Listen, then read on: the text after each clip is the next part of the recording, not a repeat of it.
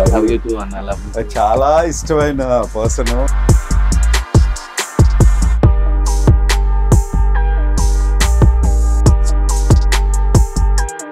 నీ గురించి నాకు తెలుసు, బట్ తెలియని వాళ్ళు కొంచెం బలుపని ఫోకస్ ఎందుకు అలా అవుతావు వాంటెడ్లీ? నా ఫస్ట్ లుక్ కొంచెం hard and wild and harsh ఉంటుంది అన్న. సరే వీడితో మాట్లాడితే యాటిట్యూడ్, వీడికి బల్పు, వీడికి బల్పు అంటాడు చూడు, ఆ అనుకున్న అబ్బాయే మార్చుకుంటాడు. లే లోబో నేను ఆ పెద్ద ఇంట్లో పుట్టలే అన్న. తాత ముత్తాతలు 100 కోట్లు 50 లక్షలు 50 కోట్లు 100 ఎకరాలు 10 ఎకరాలు పెట్టలే అన్న. అందరూ అంతే. అందరు అంతే అంటే నేను నమ్మాను. అంత పాపులారిటీ ఉన్నా కూడా సినిమాలు ఎందుకు తక్కువ చేస్తున్నావు? అంటే నీకేమన్నా అన్యాయం జరిగిందా ముస్లిం అని, నీ క్యాస్ట్ పరంగా, మతం పరంగా?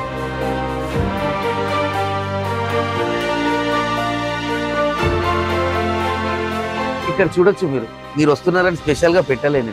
జీసస్ క్రైస్ట్, అల్లా, సాయిబాబా. ఎస్, నాకు క్యాస్ట్ ఫీలింగ్ కులం పిచ్చి లేదు. ఇప్పుడు నేను కూడా ఆరతి దేవుంది సాయిబాబా నేను షాప్ లో పెడతాను.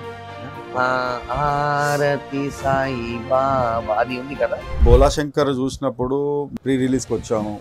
చిరంజీవి గారు నువ్వు అక్కడెక్కడో లాస్ట్ కు నువ్వు ప్రీ రిలీజ్ అప్పుడు ఇట్లా తొంగి చూసి లోబో.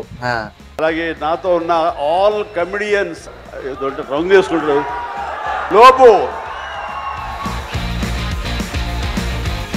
అంటే ఒక పెద్ద star hero, megastar. Mega family blesses నాకు ఉన్నాయి. ఇంకేం కావాలి బతకనికి? సూపర్. జీవితంలో ఏం సంపాదించినావు అంటే ఇట్లా ఛాన్సే చెప్పగలుగుతాను నేను. అరే ఇలా ఎగోరా సంపాదించింది, ఇది మెగా ఫ్యామిలీ బ్లెసెస్ ఉన్నాయని చెప్పుకొని బతకగలుగుతాను. అరే యార్ చిరంజీవి సార్ నాకు కూర్చోపెట్టి మాట్లాడతారు. హాయ్ లోబో బాయ్ ఇస్లాం ఎక్కువ అంటారండి సార్. వాలేకుం సలాం. మా దాంట్లో నమాజ్ చదివేటప్పుడు మేము స్టార్టింగ్ చదువుతాం, బిస్మిల్లాహిర్ రహ్మానిర్ రహీం అల్హమ్దులిల్లాహి రబ్బిల్ ఆలమీన్ అని. మాకు ఒకటి తెలుగులో ఐ డోంట్ నో వాట్ శ్లోకం ఉర్దూలో ఉంటుంది, అది చిరంజీవి సార్ చదువుతారు.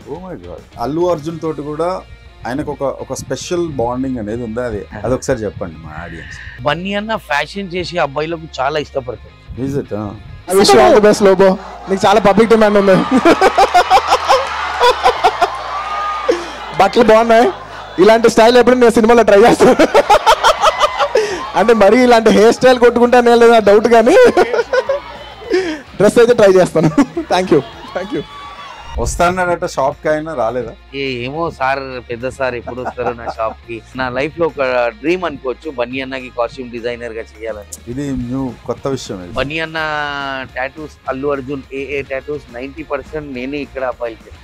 బన్నీ అన్న టాటూస్ అంటే 70% డిస్కౌంట్ అట. నోట్ చేసుకోండి పాయింట్. నీకు ఆఫర్స్ మేమేమనుకున్నామంటే ప్రతి సినిమాలో ఇక లోబో కన్ఫర్మ్. ఏంటి రీజన్ ఏంటంటే నువ్వు ఫోన్ చేయవా?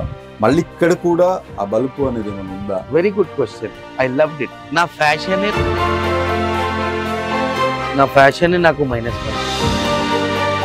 ఇప్పటివరకు ఏ డైరెక్టర్ నాకు పిలిచి లోబో నువ్వు ఒక నార్మల్ షర్ట్ ప్యాంట్ వేసుకొని గడ్డం తీసుకొని నార్మల్ గా రారా అని ఎప్పటివరకు ఏ డైరెక్టర్ చెప్పలేదు.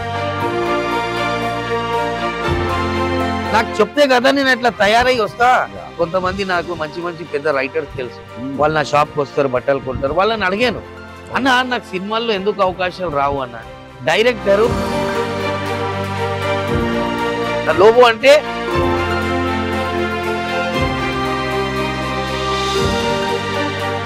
ఇప్పుడు ఒక చిన్న మాట, సుకుమార్ సార్ నాకు మంచిగా పరిచయం, నాకు కూడా సినిమాలో అవకాశం ఇవ్వచ్చు కదా సార్, నేను కూడా చేస్తాను.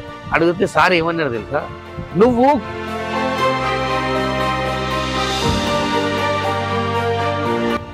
ఓకే నా బిజినెస్ నడుస్తుంది దేవుంది అన్న సోర్స్ ఆఫ్ ఇన్కమ్ ఇదే బ్రో. ఫస్ట్ మూవీసా లేకపోతే ఫస్ట్ షాపా? నన్ను అడిగితే ఫస్ట్ సినిమా ఆర్యానేనా? నో, ఫస్ట్ సినిమా. ఓ సరే, బిగ్ బాస్ పాయింట్ కి వచ్చాం కాబట్టి బిగ్ బాస్ లో మీకు నచ్చిన కంటెస్టెంట్ ఎవరు? నేను చేసినప్పుడు నాకు అంటే నువ్వు చేసిన ఎపిసోడ్స్ మళ్ళీ రివైండ్ చేసుకుని చూసా? బిగ్ బాస్ నేను ఈ రోజు వరకు నేను చూసుకోలేదు. ఎందుకంటే మ్యూజిక్ వస్తుంది కదా, అప్పుడు ఎక్కడ సామాన్లు అక్కడ షేక్ అయిపోతాయి. నిజాయితీ వాళ్ళు బతకలేరన్న బిగ్ బాస్. మీకు సినిమా ఇండస్ట్రీలో బాగా దగ్గరైన వ్యక్తులు ఎవరు? నాకు పర్సనల్ ఫ్రెండ్స్ లేరు ఇండస్ట్రీలో. నేను ఎవరి ఇంటికి పోలే, ఎవరు నా ఇంటికి రాలే, నేను ఎవరి దగ్గర పోను. నా దునియాలో నేను ఉంటా. సినిమా ఉండని ఉండకపోని ఖర్చులు అయితే ఆగవు. నాకు 3 పిల్లలు ఉన్నారన్న, బాధ్యతలు పెరుగుతున్నాయి, గుర్త చిరిగిపోతుంది ఖర్చులకు. సో నేను నా దుకాణాన్ని నమ్మి ఉన్నా. నీకు మంచివి రావాలా?